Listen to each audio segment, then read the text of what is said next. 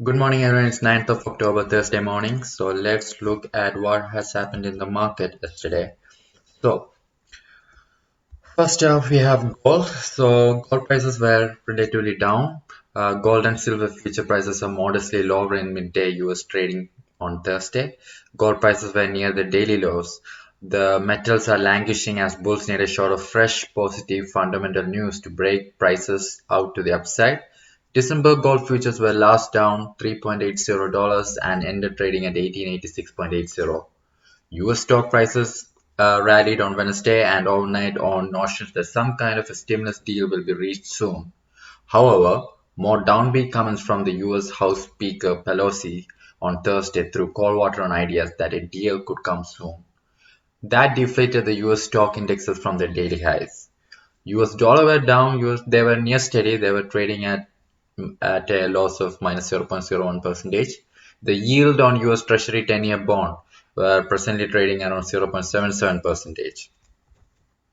Now let's move to news roundup yesterday. So the COVID cases continues to rise. UK, France, and others record the highest number of cases per day since the pandemic began. Donald Trump says stimulus could yet come. Trump seems to have backtracked from his previous statement that stimulus talks have been called off and tweeted yesterday that he's still willing to work on the stimulus. However, Nancy Pelosi says they are still far away from reaching an agreement.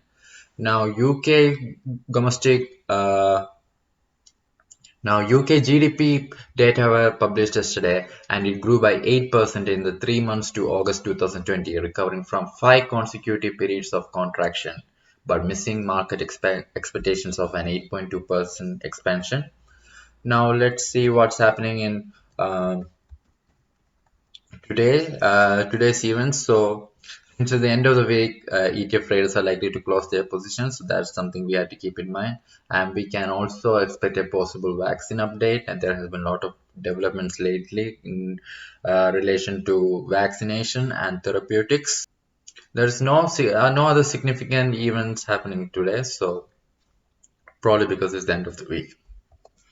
Now let's see what the technical indicator says. So Gary Wyckoff from Kitco says Bull's next upside price objective is to produce a close in December futures above solid resistance at this week's high of $1927. Bear's next near-term downside price objective is pushing futures prices below solid technical support at September low of 1851. The first resistance is seen at today's high of 19.530 and then at 1927. The first support is seen at this week's low of 1877.10 and then at 1851. Well, that's all for today. See you on Monday morning. So